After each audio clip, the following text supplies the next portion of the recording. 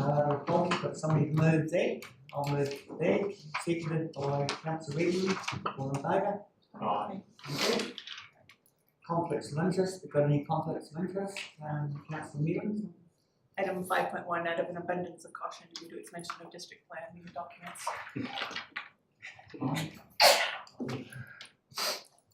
Thank you. Right, confirmation minutes. Everybody have the zone to read the minutes? We move for that. Moved by Councillor Mealings, seconded by Councillor Bryan. Except tomato ROI is spelled wrong. It's a U. Otherwise, I'm happy to move. There will be minutes arising. Any matters arising from the minutes? No minutes arriving, so we'll go to 3.3 notes of the workshop held on 18th of June. So that's received that, so we've got a mover for that. Moved by Councillor Bryan, seconded by Councillor Mealings. Okay, right, so we've got no deputations and presentations, so we'll move on to reports. 5.1, which is recommendation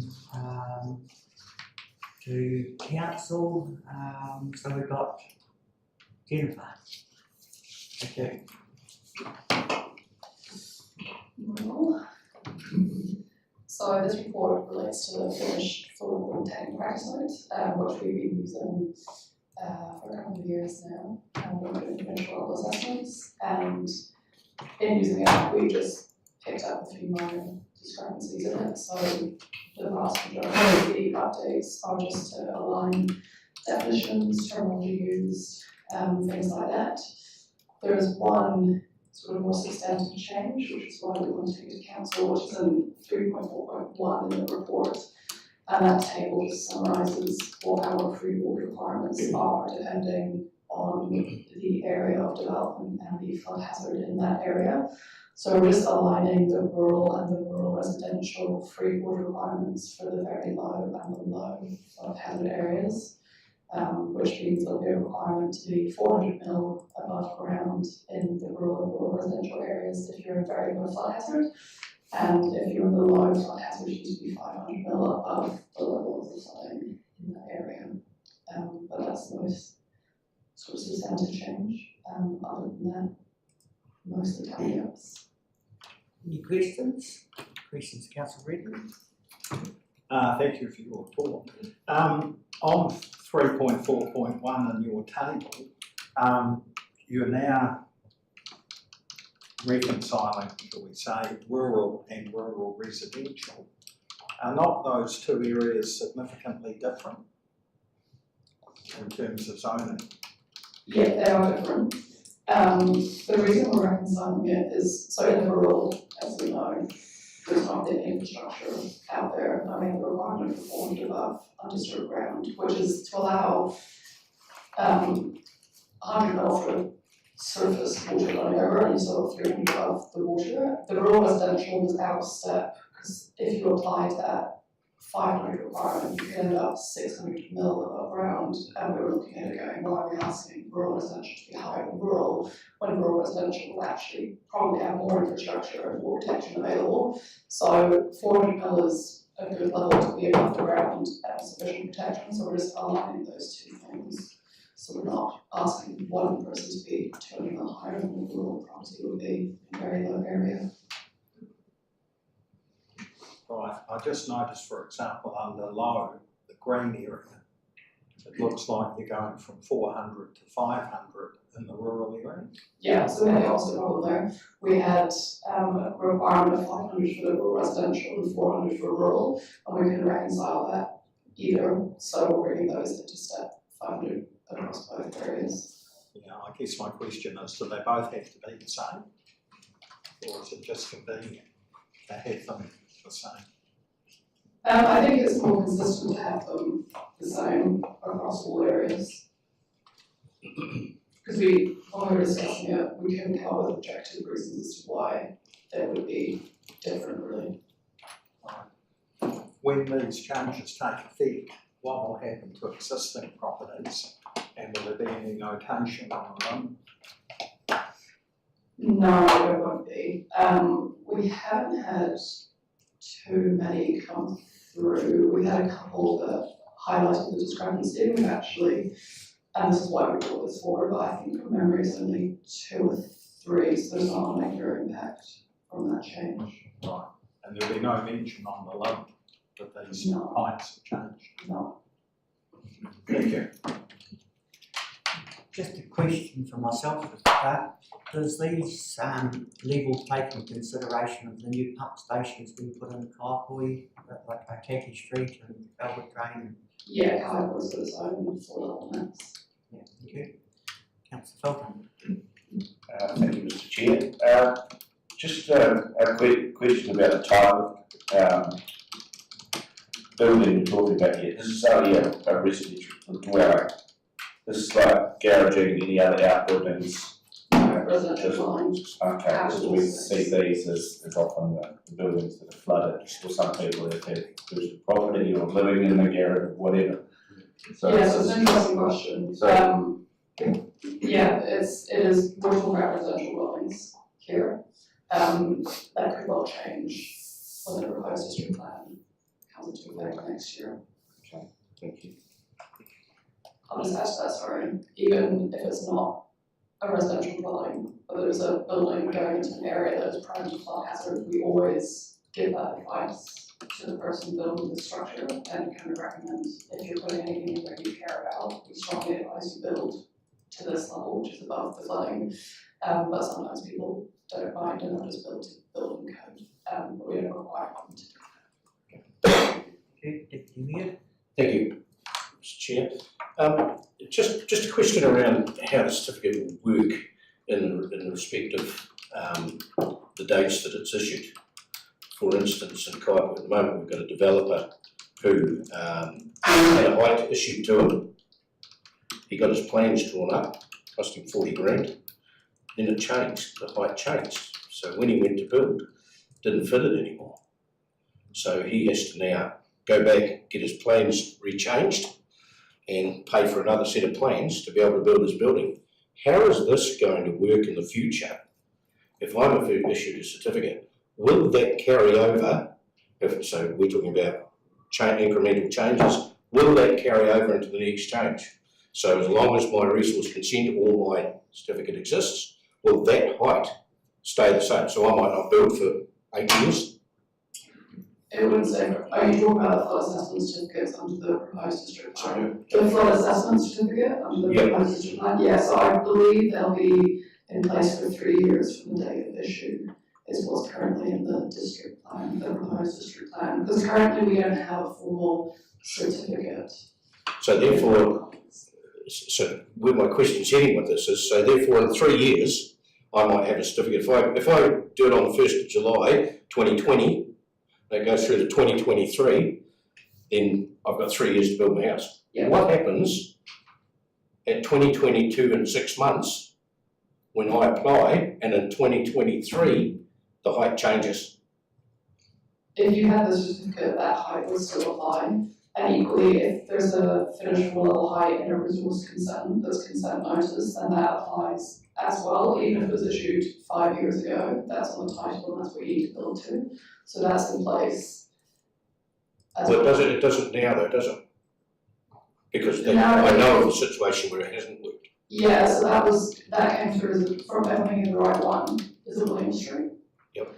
That came in as a informal inquiry and they received a finishable level through that process. But I think they increased, or maybe they got a higher number of units than we thought they were going to, and that would have triggered the higher full level. I think that's what happened. So, yeah, so what are we doing then, given that, what are we doing then to make sure that people understand it? So if I come in with an inquiry and it changes within the 6 months of what I'm doing, but I've been away and got my plans to submit, I've got them all drawn up, then in 6 months' time they're no good because the height's changed.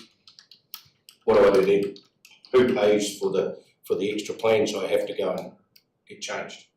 Yeah, Where's there's no, for me, I'm trying to get my head around where the security is for a developer of any type that doesn't get caught in the scenario of an upgrade of, there may not be one, might be the same. So, if the situation you're talking about is the one I can recall, on my understanding, is the consultants working for the applicant actually just came and got information on our website and made their own assumptions about the floor level as well. So it wasn't definitely not a straightforward situation. In terms of your question about where is the responsibility, with any consenting process, whether it be a building consent or a resource consent, any advice people get from the council prior to the issue of that consent is on a best endeavours basis. So we try our very best to make sure that they do get consistent advice, but my understanding is the legal position is the floor level requirement is what is required the day the building consent or the resource consent is issued. So that is when the council has thoroughly reviewed all of the appropriate information in the application and makes its decision. And at that point, the people have got absolute certainty that they've got a consent that has that level. That applies not only in terms of floor levels, in terms of the whole pile of matters that are considered as part of a resource consent or a building consent. With the proposed district plan change, we're actually proposing a floor level certificate that the council will issue that will give people certainty for that period. So we do have the intention is to improve that process and give people better certainty. But as far as I understand, that would be the legal position on that question. I might add, I'm not talking about that property, I'm talking about in general. I want to make that very clear. Yes, I do know about that property, but I'm not talking about that.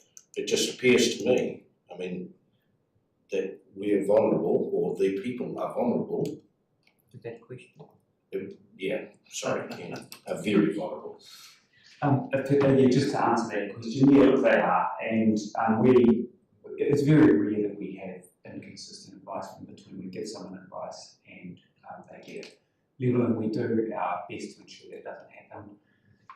But at the end of the day, as a regulatory authority, we are obliged to, when we issue a consent, issue that appropriately, even whether or not we've given the correct advice prior. And so that does, unfortunately, leave people vulnerable, as does anything. Someone could come in and get insulation advice, or, I don't know, bracing or something, and the rules might change between them making that inquiry and when it actually gets submitted. I could understand it as, how much it does cost people, because it can substantially change development, especially if it pushes them into a heightened relation to boundary envelope or something like that. And so that's why we do try and take a lot of care in getting the best advice. Okay. So Regan, I'll let you allow you a second question. Thank you for your generosity, Mr. Chair. On page 38, there's a map. And at the centre of the map, there is a number 2.62. And to the right of that number, there is a grey corridor. I think that is in the vicinity of a colleague's residence. I'm assuming that's William Street on the right of that column. I just wondered why that area is surrounded by orange, but there's a corridor there with no colouring at all. Page 38 on Diligent, which is... What's the title of the map, sorry? If you find 2.62 almost in the centre of the map, there's a grey area, a grey square, which I think is Kaiapoi Park. Next to that, you've got 2.62 in orange, and next to that, a grey corridor that has no colour at all. I think that's William Street. No? No, that's.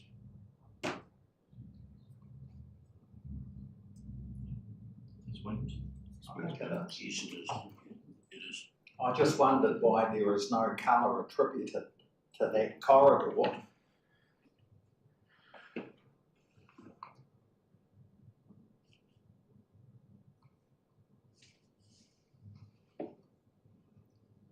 I may need to check, but it's potentially to do with the zoning at the time it's run.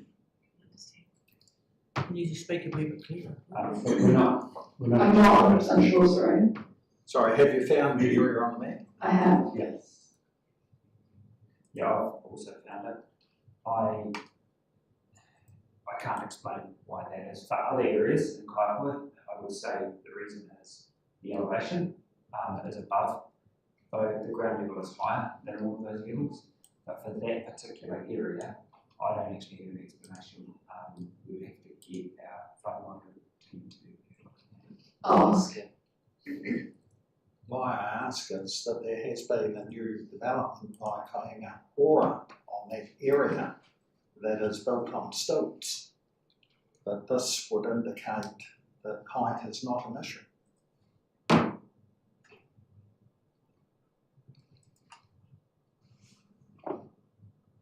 Yeah, we don't know why that has been shown as grey. Oh, perhaps you could look into it and come back to the committee, because it could be significant for residents in that corridor. Well, so if that could happen, it will be great for the next UNR meeting, or even if email to use in the meantime. Right, so we've got a question from Councillor Fulton. Yes, thanks, Mr. Chair. Just turning to 6.6.1, Kaikoura and coastal urban areas. I was interested in sort of coming in relatively new to this, that the rationale was there that the floor levels for those areas would have to be higher, but sort of predicated on the basis that actually the pumps, etc., may fail in the it seems to be an exceptional sort of situation for those areas. I mean, I don't know whether, is that not sort of concerning that we go to those lengths of raising the floor levels on the basis of giving people protection, and yet the infrastructure that's meant to protect you is actually probably, there's a chance it's not going to work in the first place. So, yeah, just I suppose the question is what is the actual risk, and is there a disparity between what we do in coastal areas and the rest of the district in terms of infrastructure? Kaikoura is a bit different to the rest of the district, in terms of the hazard places. So I don't think it's inconsistent. I think it's just a recognition of there is a high hazard there that we want people to be aware of and protect against. Yeah.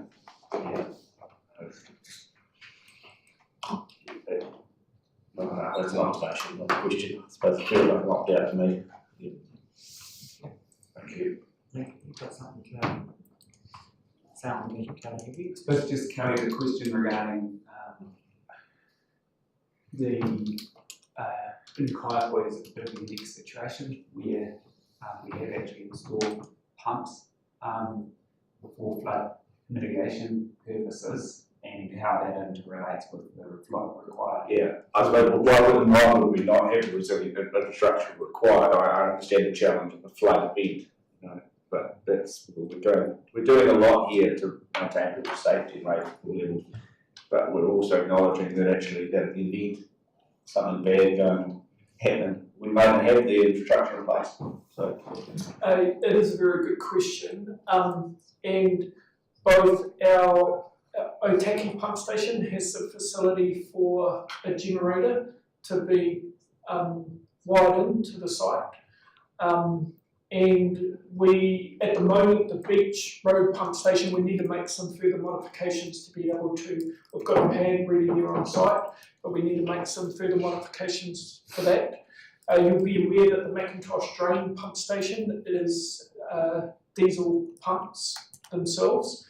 But effectively, while we can make our infrastructure as resilient as possible, there will always be above design events, and effectively what we're trying to do is make sure that in more extreme flood events that we consider for setting floor levels, such as your 200-year event, their infrastructure is working. So if, you know, there will be an event that we could have a large rainfall event and power outage as well. We've got measures in place to make sure our infrastructure is going to be working in those instances. But if that did occur, then there's potentially an argument that it's an above design event, it's more than a 1 in 200-year event.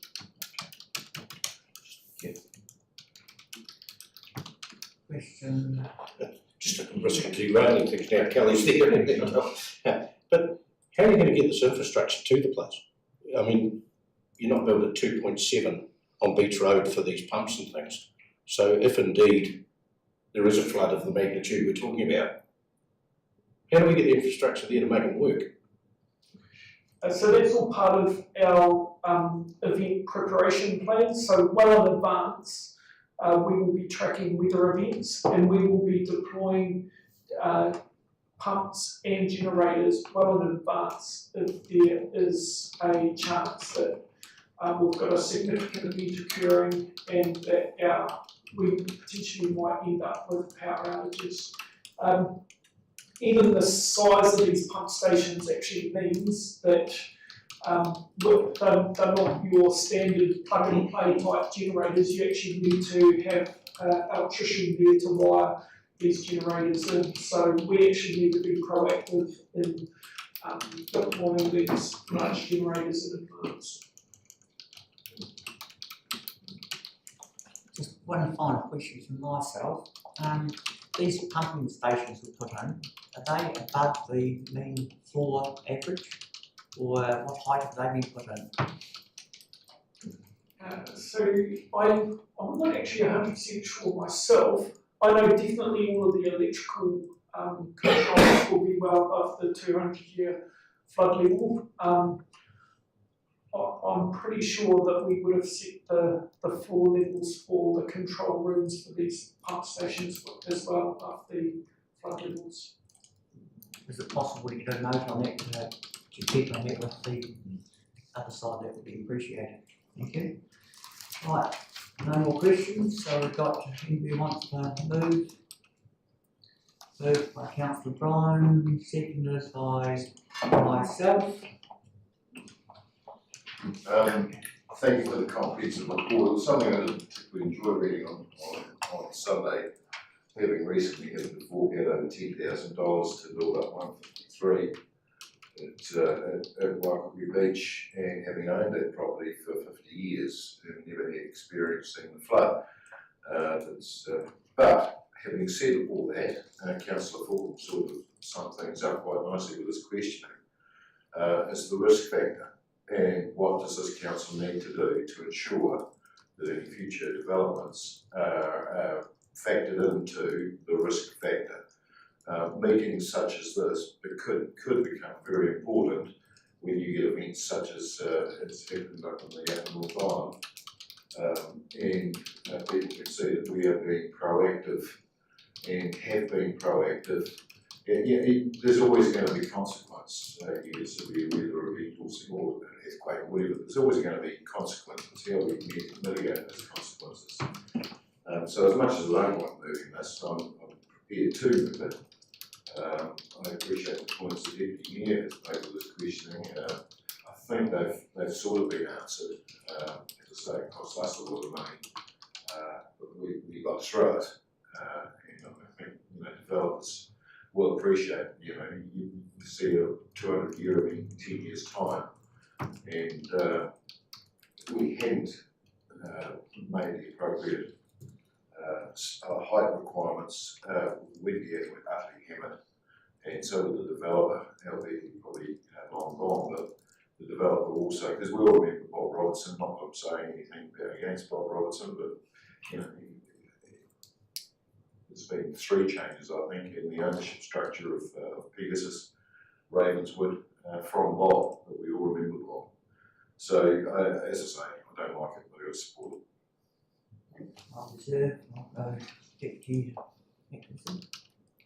Yeah, look, I think just need to clarify my questions really. I mean, I'm not against this at all. I think we've got to move people out of harm's way. I've got no problem with that. That's the way that life's going now.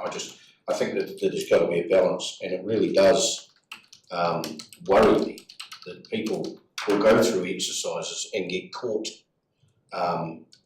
with plans that they have that will actually be no good, because they'll have to redo them again with insulation and changing windows or upgrading heat, all of those things. Pretty achievable when you actually have a plan and you can change your plan to do that. When you're talking about heights, you're talking about a total change.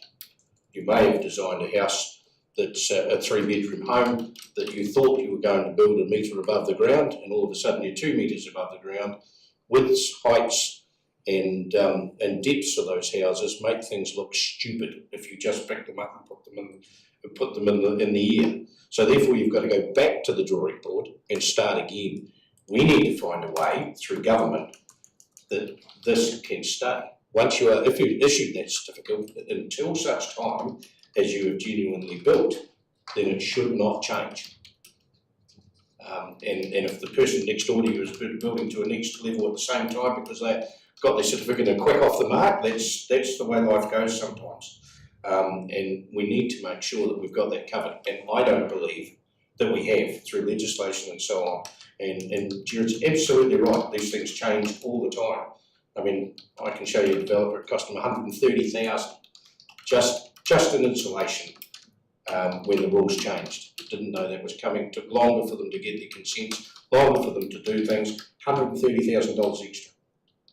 In the case we were talking about before, we're talking about a redesign of plans of 40 grand. Now, if we want people to invest in our districts, and I say districts because I'm talking about New Zealand here, not just us, we need to make sure that we have guarantees of what we're issuing people. And we need to make sure that as politicians, we are working on that in the background and can make sure that our staff can operate in those conditions. Because unfortunately for them, it's them that rears it when the change comes along. So we need to be working on that and making sure that we can try and get some of that stuff down. I second this. Yeah, I second this mainly because it's actually a recommendation going to go back to full council. So there are some questions, and hopefully we'll have answers to those questions before they come to full council. So that's the reason why I seconded this. A question from Councillor Redmond. What? I was going to speak. Speak, I mean. Yeah. I too understand the reasons for this, and we do have to look to the future. I did have a question unanswered, so I'm hoping that I'll get the answer to that. I also wondered whether this has immediate effect once adopted by the council, or whether it could be deferred, the implementation, for 6 months. For example, which may address Councillor Atkinson's point, there is always going to be an issue when you change something, and I mean that can't be avoided.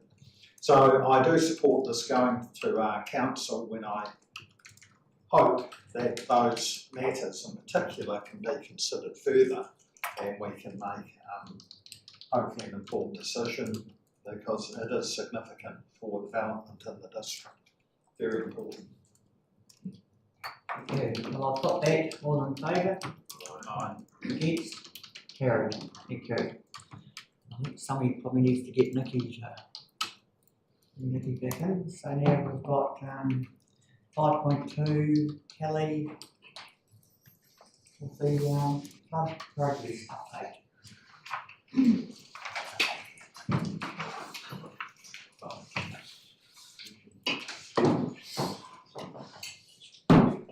Thank you, Mr. Chairman. The purpose of this report is to provide an update with the flood recovery works following the flood event last year.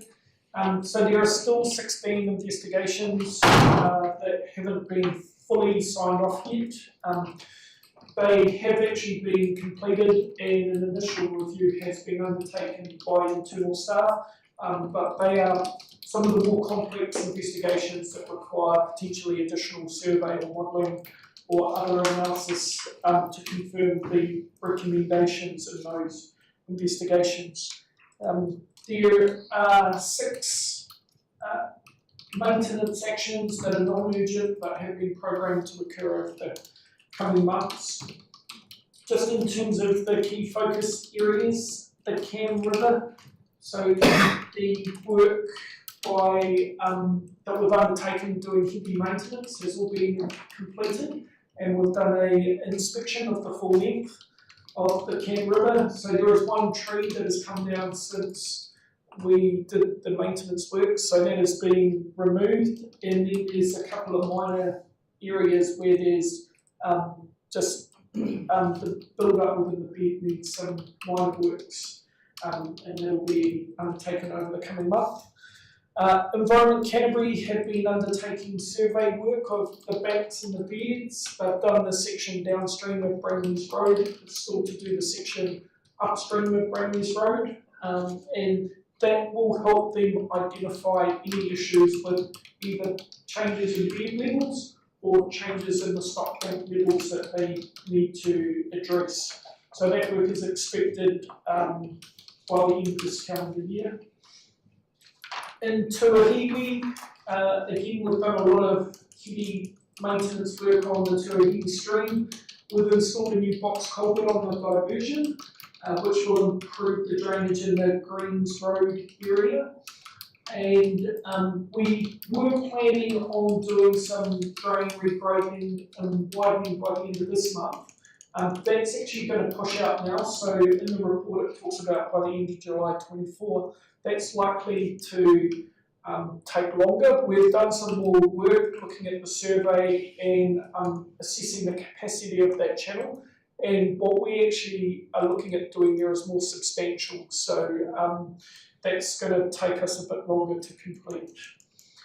Waikuku Beach, the modelling work to assess a couple of different factors there is still ongoing. That's due to be completed by the end of August. So we had 24 immediate works projects this in the last financial year, 23-24 financial year. 11 of those have been completed.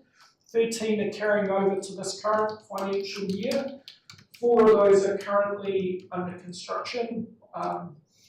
One is due to start next month, and then there are another 8 that are in the design phase. So we're still pushing on with those and looking to get them completed as soon as possible. From a financial perspective, we've spent $3.6 million and out of a total budget of just over $4 million, and we're expected that we will still complete the remaining works within the budgets that were approved by Council in October last year. So happy to take any questions. Questions? Any questions? Councillor Meadows? Thanks, Mr. Chair. Just on 44, that work that's being done in 4.4 with the modeling, the Cam River that you mentioned,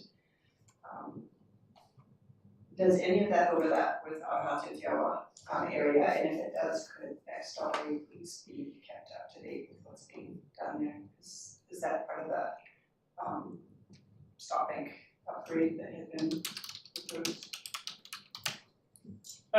Yes, I'll make sure I'll talk with Bex regarding the work that they've undertaken. There's probably going to be 2 parts to what they're looking at doing. There's one, a direct comparison with the new survey based on the historical survey from the early 1980s. That will give them an idea if there's anything immediate that they need to do. We know there's a section immediately upstream of the motorway bridge that is low, so they know they need to do works there. And I think there have been some plantings recently undertaken on the downstream side of the bridge. The second thing they're going to do is to do a full update of the hydrology and the hydraulic model for the camera. So that will tell them future upgrades. They're probably more works that they will be having to budget as part of their next long-term plan and get on to. So it's probably more the immediate works that we need to be working with BEPS on to make sure that's all integrated. Yes, thank you. Yeah, because I know there was an area that, Ken had told us that there was a section of that stop bank that they were looking to remediate or upgrade, and so they paused work in that area for that reason. So just really wanted to know, that they're not going to undo each other's good work, really. And also with regard to the Waimakariri Beach in 4.8, higher than expected flooding there. Is it possible that one of the factors there could be groundwater inundation from at this point? Or is that a bit early?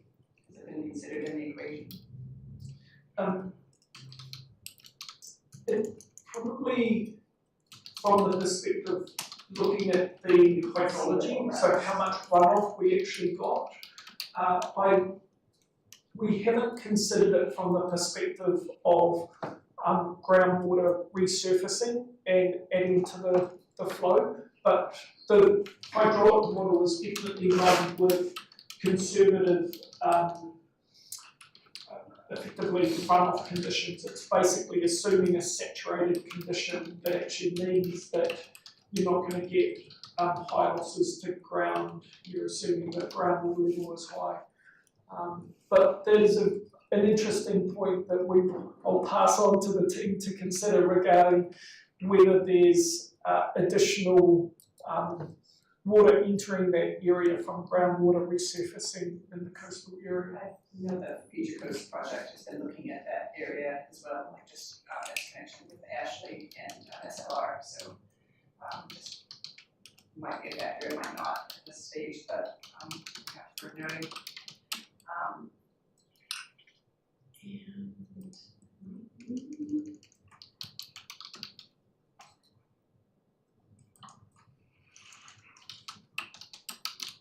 Still got any more questions? Yeah, I was just looking for it. I think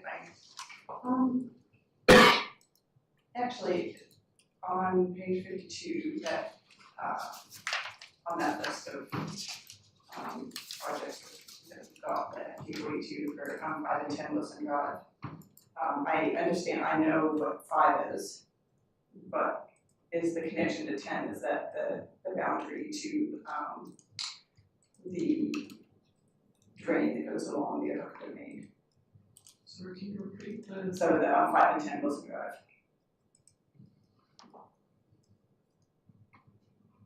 Because I understand the project's been scoped for that and is ready to go, but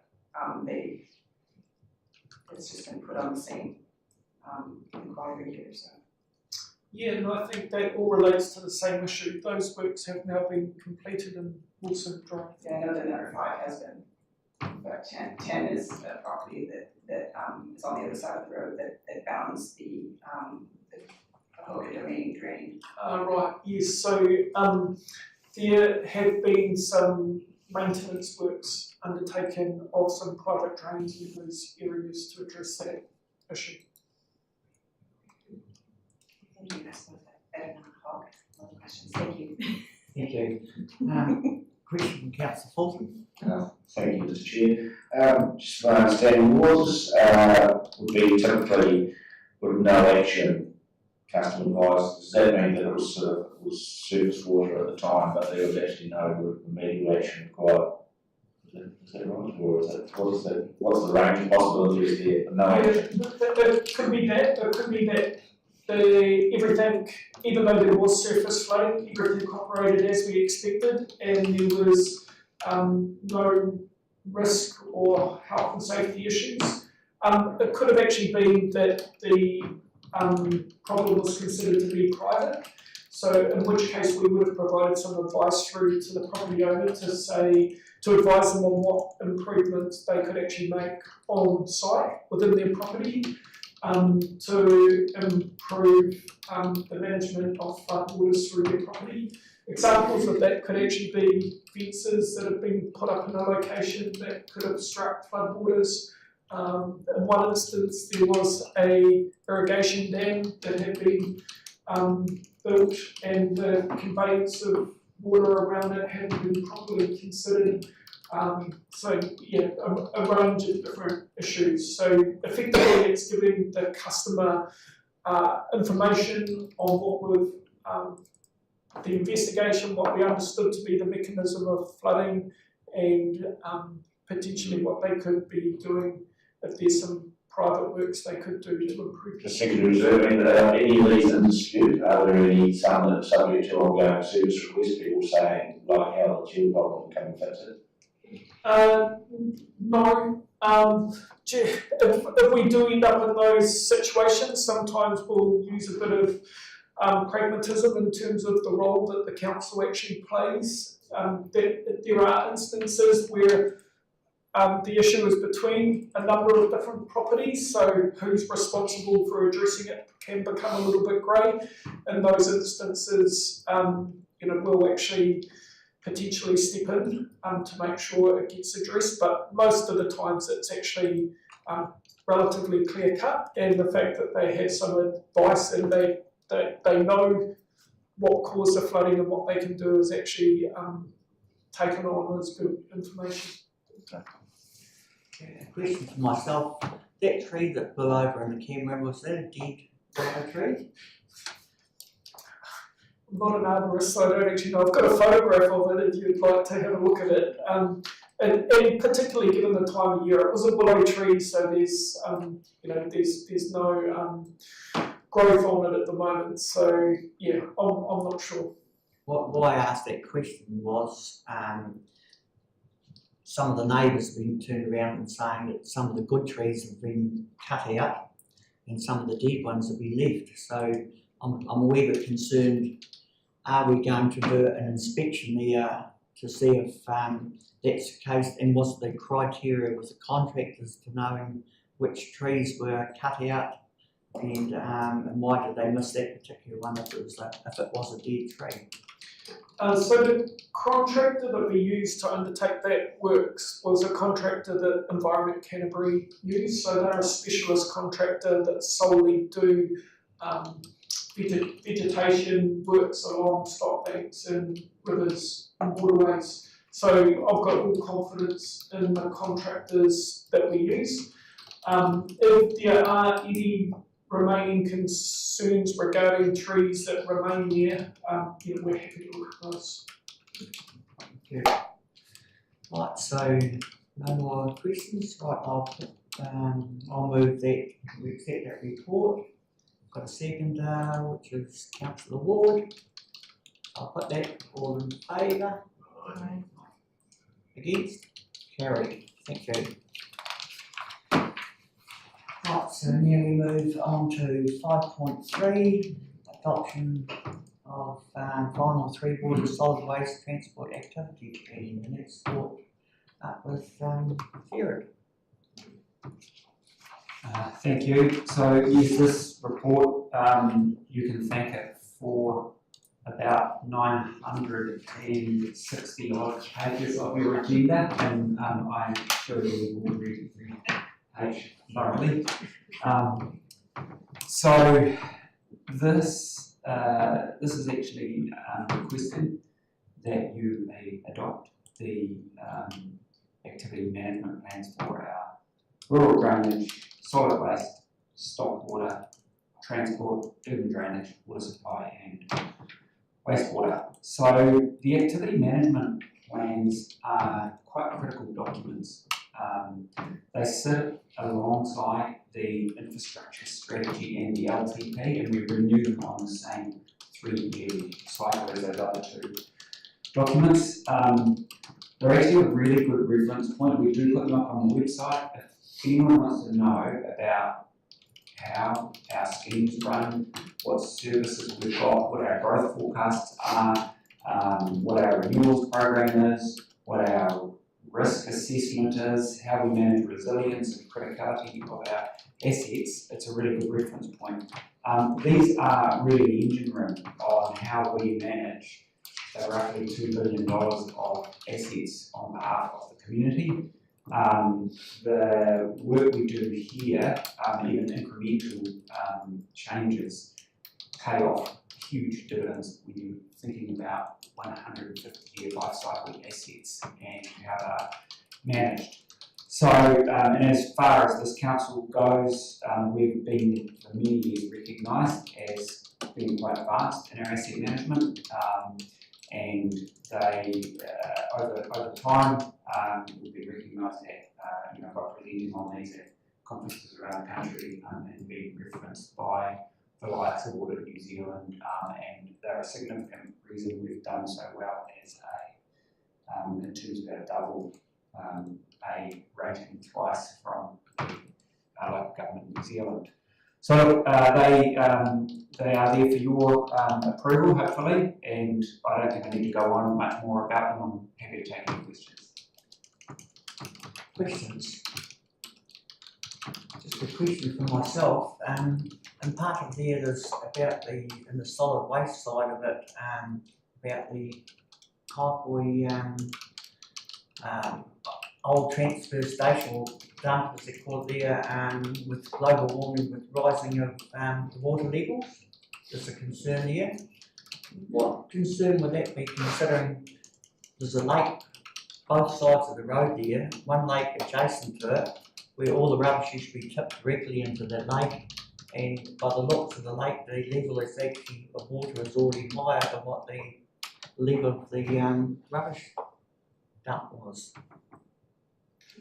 So, with our legacy assets, such as landfills, we've got an ongoing responsibility for them. We do in the Kaipoi, we've got another one up there, by the Ashley River, up by the railway bridge in Rangiora.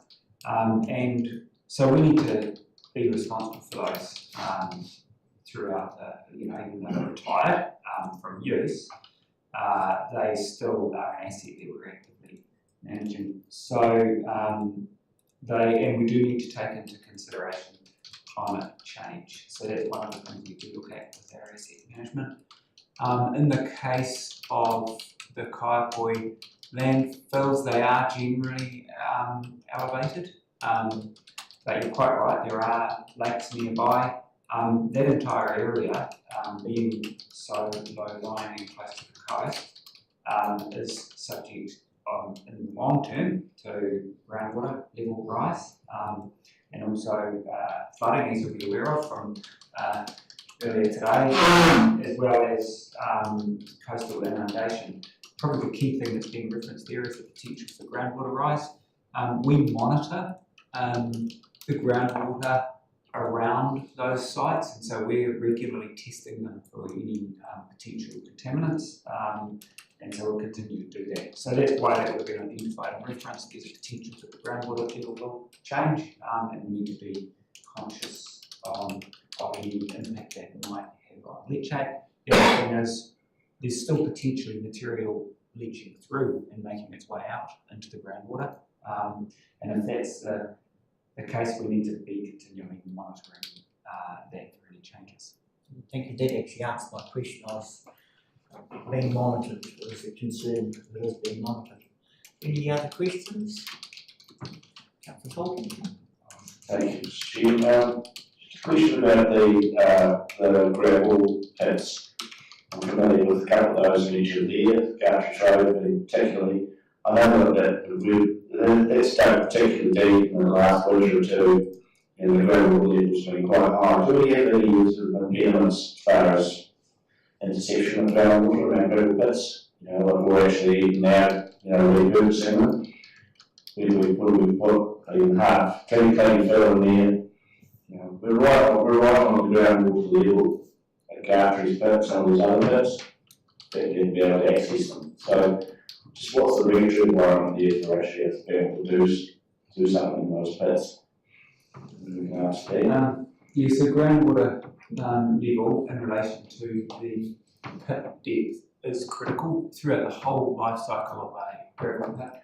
So even when you're excavating, it's become effectively creates a floor, and we need to be conscious in any consent for any gravel pits that we're not having any detrimental impact on the groundwater, and also when they're being filled for hard fill. So we only allow inert material in, so that we mitigate any risk of leachate or anything. So in the past they might have been used for general refuse tipped, but now it's purely hard fill. And we also have capping that we put on to try and help manage the surface water entering the pits. And again, they are subject to groundwater monitoring as well. So it's a bit of a broad answer, but yeah, we do need to be conscious of groundwater interception of it, and it does limit what we can do during the extraction phase and also during the Yeah, and I suppose just there's the question that are we consistent with everything that we do when we look at other operators out here and different who basically doing holes and backfilling, and I know they're not gravel pits, but we've got to be consistent, haven't we? Yes, we do. So certainly anything going forward needs a consent, and we've got a responsibility for managing those assets that in the past were used by the council, and anyone who's a private operator operates any kind of activity that could have the same impact, but subject to the same district and regional plan rules as well as any national standards. Thank you. We've got to move this recommendation. Move Councillor Redmond, second Councillor Ward. Councillor Redmond. Thank you, Mr. Chair. As Stuart indicated, these plans are very significant, and I would quite like to get a hard copy of my transport plans if they're available. I focused more on the transport area, and I note on page 698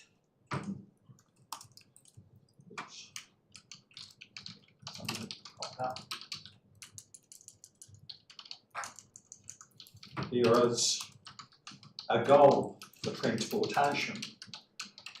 The plan provide, maintain, develop and improve the roading and transport network so that it's affordable, integrated, safe, responsive and sustainable, and it contributes to the attainment of high quality natural living and productive environments within the district and assists development of a strong sense of community.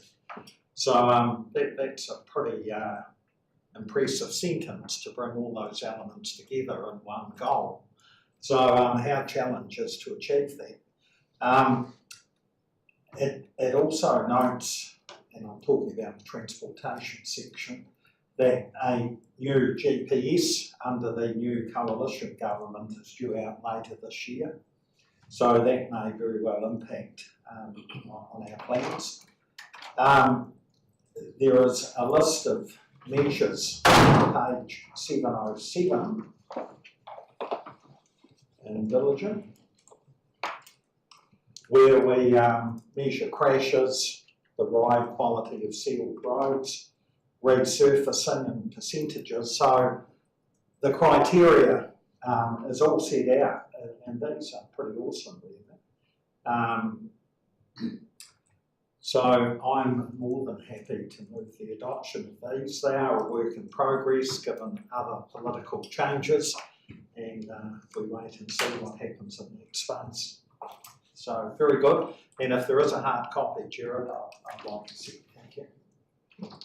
Councillor Ward. Thank you, Mr. Chair. I just want to reiterate what Councillor Redmond said, and to say that the staff, of course, we're in great hands, and these activity management plans are very, very well written and very well done, and well done to the staff. We really appreciate all the work you do to keep us really informed, and to keep us ongoing and looking after our community. Thanks. Right, I'll put that all in favour. Aye. Yes, carried. Thank you. So now we move on to correspondence. We've got nil. Portfolio updates, roading. Councillor Regland, you've got 2 minutes. 2 minutes. You're a hard taskmaster. Right, the focus areas for staff at the moment have been remetalling on the unsealed road network. Maintenance grading is also continuing, and you, Mr Chair, will be interested to know we have a 3rd grader currently on the network, and staff are continuing to inspect unsealed roads. And as would be expected, ice gritting is continuing on an as required basis. Drainage maintenance and culvert renewals are a focus. And I travelled from Queenstown back to Christchurch at the weekend, and I now notice culvert renewals and things, and there have been a number of those carried out on the state highway between Queenstown and in the vicinity of the Lindis Pass. So we're doing similar things in the district. The renewals in particular at Barker's Road and Woodside Road. Dig-out repairs are also being carried out on South Eyre Road. Pre-seal repairs are being marked out on site ahead of the next reseal season in the warmer months. There's been a replacement of damaged or missing edge marker posts, and leaf fall sweeping is now largely complete as most trees have lost their leaves. Capital projects, the Island Road, Ahoka Road intersection and curb and channel renewal sites were all completed by the end of June. I travelled through the Island Road, Ahoka Road traffic signals probably twice a day during the week, and they seem to be working particularly well. And I had mentioned this previously. I'd like to thank staff for that. I think they've got it right, so I think we need to acknowledge when we do get things right, because we often criticise when we perhaps don't get things right. So my observation is, as a user, that those lights seem to be working very well, and some of the concerns other residents have not eventuated. Focus has now moved on to design for the 24-25 financial years here. Those works assume co-funding, but of course we don't know about co-funding at the moment, and the National Land Transport Plan matters won't go beyond design until we know the outcome of funding arrangements for us. Other works, the Double Days footbridge repair works have been completed and the bridge is reopened. The Townsend undergrounding of the water main at the culvert has been completed, and pavement repairs have been carried out there this week. Work has begun to install water, stormwater and sewer mains through Blackett Street, King Street roundabout, and that's a continuation of the Rangiora sewer upgrade project. And if you hadn't noticed, the roundabout is closed for 6 weeks. Oh, sorry. The roundabout is closed for 6 weeks to enable that work to be undertaken, and there have been minor changes to bus detour routes as a result of that work. Pavement repairs are planned on Rangiora Wood End Road, east of Bressons Road, and they'll be carried out between 9 AM and 3 PM. Island Road, Kaiapoi is closed between Audley Street and Greengrass Crescent for 3 weeks for service connections to the Stirling development.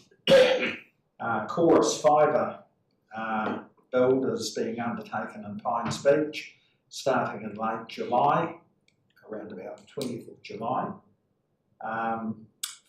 Chorus have indicated they won't be installing fibre in Karaki at this time. And an interesting one, there'll be night work on the motorway just south of the motorway, the Waimak motorway bridge.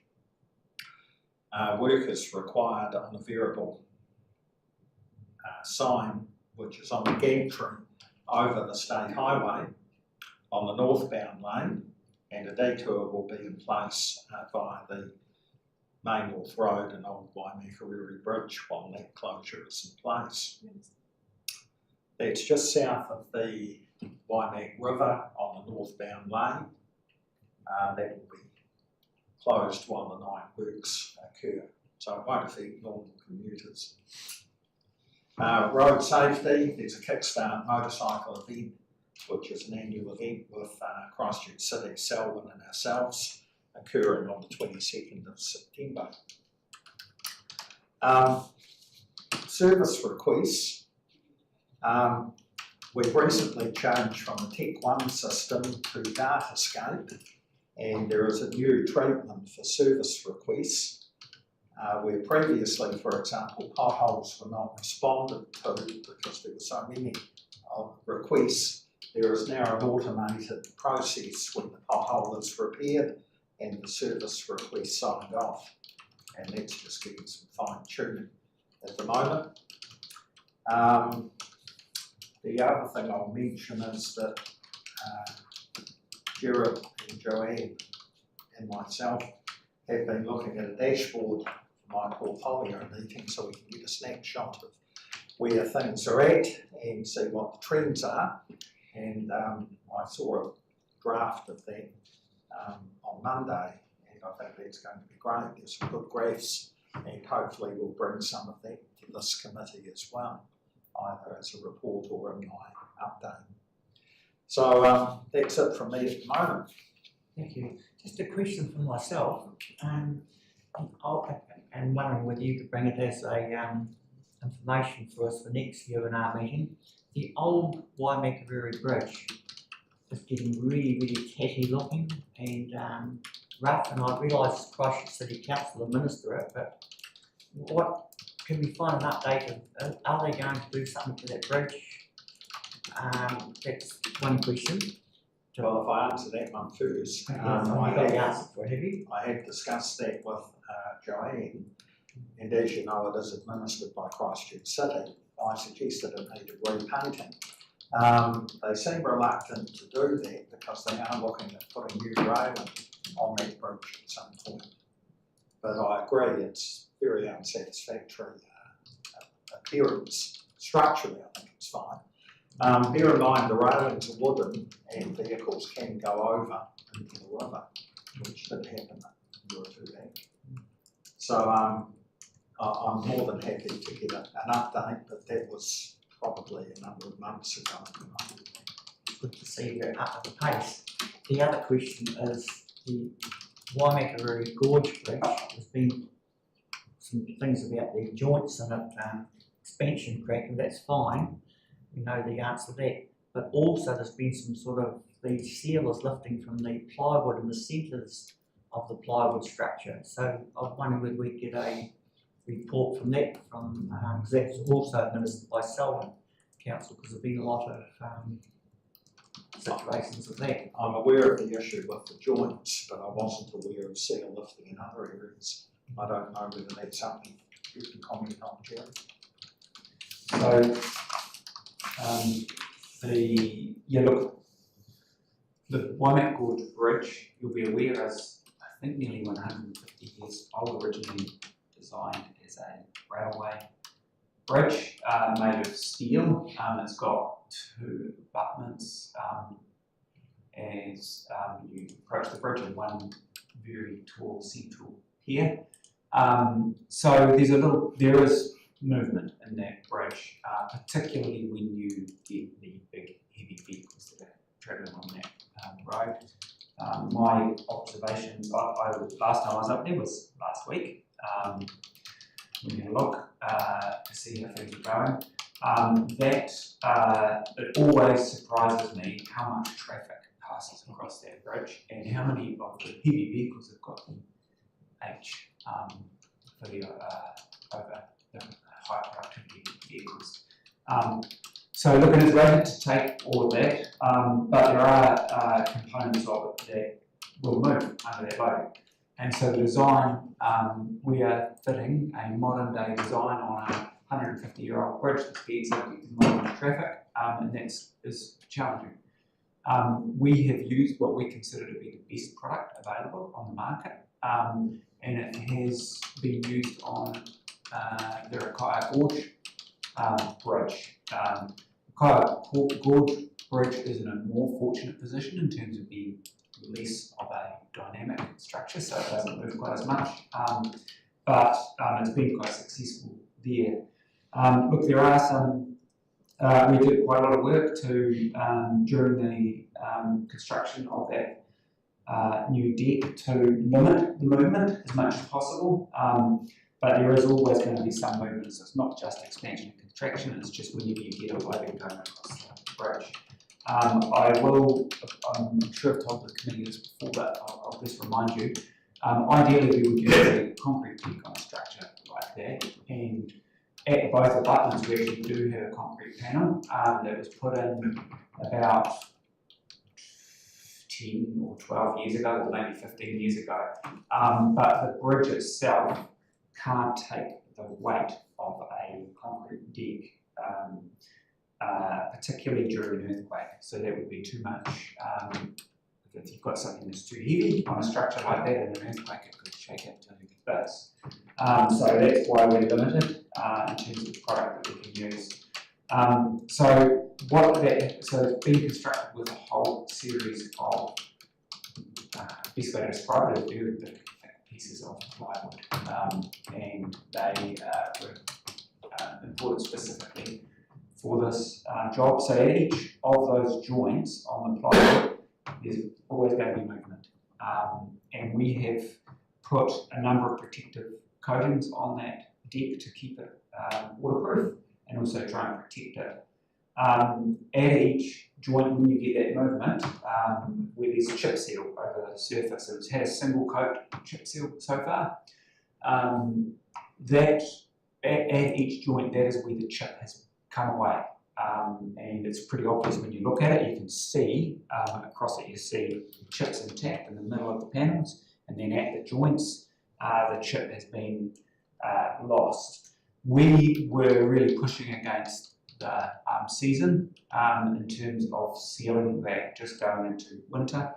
So that's partly why we probably had so much trouble getting that chip to bed. We've actually got a live question with the designer in terms of can they do anything to help get a better surface treatment, and given the nature of the bridge. So challenges we've got is it's going to move on those joints. Each joint has actually got a seal across it, so you similar to what you see on a hot mix road, you can see that bandaging.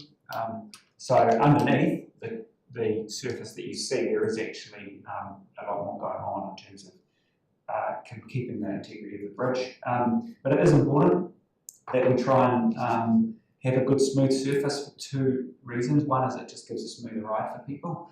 And when you ride over it now, you do definitely hear and feel each joint, particularly where it joins up with the concrete deck at the abutments. And the other reason is the smoother the traffic gets over it, the less impact it's actually having on the bridge, the deck, and the overall structure. So look, that's still a work in progress. We're getting some advice from the designers, and it's most likely will be in the summer weather when we get in and try and, at the very least, put a second coat chip seal, which is always planned, but there may be other options that are available there. And yes, we're happy to share a memo with the committee as an update on that. Thank you. Right, so I'll move on to drainage, stock water and tree waters, which is myself. So water, the works to underground the trunk water supply main on Townsend Road at the South Block have been successfully completed. This is enabling works for the culvert bridge to be upgraded this financial year. Information on nitrates is now available on council website for each of our water supply schemes. This will be updated monthly with the most recent test results. The website also provides links to the water regulator, Ministry of Health and Environmental Canterbury websites for other information. Wastewater site visit to the Kaipui wastewater treatment plant was undertaken last week to show Michael Bate around the plant. A report will be brought to the UNR committee in September to provide an update on planned works for desludging, wetland investigations, avian botulism and management and midge management. Drainage. Cones Road upgrade is complete except for the upstream weir modifications which will be completed by the end of this month. Washington Place works is underway and the culvert under Early's Road will be upgraded in August. Stream Road drainage improvements have been awarded and will start in August. Woodfields Road culvert upgrades is also due to start on site in August. That's it for me. Any questions? Councillor Ward? Just on drinking water and our requirement to have chlorine in our water, is there any improvement or any discussion with the new government about maybe getting chlorine exemption with in our water supplies, especially as we've got really good water. We have a lot of people who are really unhappy about having chlorine in our water. And is there any way that we can delegate to have chlorine on only at times, because we regulate and we look very closely every day at the condition of our drinking water, that only when we're at risk that we should put chlorine in our water and be exempt in normal circumstances. Is there any desire to keep pushing that from this council? I think there is desire, but it's not a government decision, it's the water regulator's decision, but I think Kelly might be able to Yes, more advice on that. Going to give you an update. So you would be aware that we originally applied for 6 exemptions. We've had the CUS decision back, and we've asked them to progress with the Pegasus wooding application. So the regulator, Te Mata Arawai, are visiting that site in early August, and they will also proceed with processing an application, that exemption application. So we'll have a small size scheme being CUS and a larger scheme being wooding Pegasus. Both of those and the feedback we get from the regulator will help us pull together a report that will come back to council that will talk about, under the current framework and regulations that we're working under, what would we need to do and what's our pathway to chlorine-free water.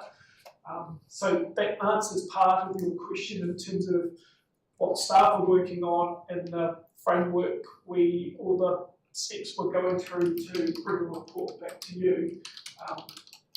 The second part of the question related to engaging with the new government regarding that. But potentially once you have that information available to you, which will be potentially later next year, early next year, you might want to decide what steps you take then. Thank you. Okay, right, so we'll move on to solid waste. Question. Thank you. Just to follow up, actually, with something I thought was a service request, and just a couple of weeks ago along Faxton Road, you know, commercial lunch that's actually in that drain on there. Just, I did check it with staff, and they said it's part of the future works, but it's looking at busiest roads. It's where all the parties are, alongside all those businesses. I don't know whether you do, but I was waiting for a while, to be honest, so. Just checking, is that in the commercial area? Yeah, it is the commercial area as well. Yeah, so. I think that's no problem. It will, yeah, it was just described and actually solved it, but as long as it's periodically cleaned and, yeah, not negotiated. Yeah, I think that's noted now. Right, so move on to solid waste, Councillor Ryan. So Louise has been working to expand the small lane collection area into a newly developed area in Pegasus. Staff have received feedback from a few businesses in the Ringa CBD that the audit team visits have been useful. They've explained what can and can't go into bins and have put new stickers on the bins. Eco Educate have been active with programs in the school holidays, both in the libraries and the Dudley Park Pavilion. These have been well received. We've developed a new flyer about the minimum spacing between bins, letterboxes, trees, and so on. And are working on a bin lid sticker with the same message. Staff plan to support the nationwide Love Food Hate Waste programs that are coming up in August. So August is leftovers, November is storage, and early into 2025. The Canterbury Waste and Canterbury Regional Landfill Joint Committees will be meeting on the 5th of August. 15 applications have come in for the $112,000 contestable fund. The applications total over $335,300. Regional staff are meant to assess the applications and are preparing to make a report for the committee's assessment. So I'm looking forward to that meeting on the 5th of August, discussing how we spread that money. Thank you, Mr. Chair. Question for Councillor Redmond? Thanks, Councillor Bryan. That bin lid signage, when is that likely to be available? Don't know, sorry. Do you know if it's going to say the type of plastics you can recycle? Because I never remember them, so I find a sign on a bin very helpful. Yeah, I would imagine that it would, but then trying to decipher which plastics are which isn't an easy process either. So some say there's a message on the plastic, but sometimes I can't find the message on the plastic. If it's out, throw it out into the red. Thank you. Thank you. So we'll move on to transport, which is apologies from the media. So we'll move to questions, understanding orders, but no urgent general business. So we will move on to public excluded. I'll move that myself, second by Councillor Ward. So now in public excluded. And we'll have a 7.5 minute break for a bit of a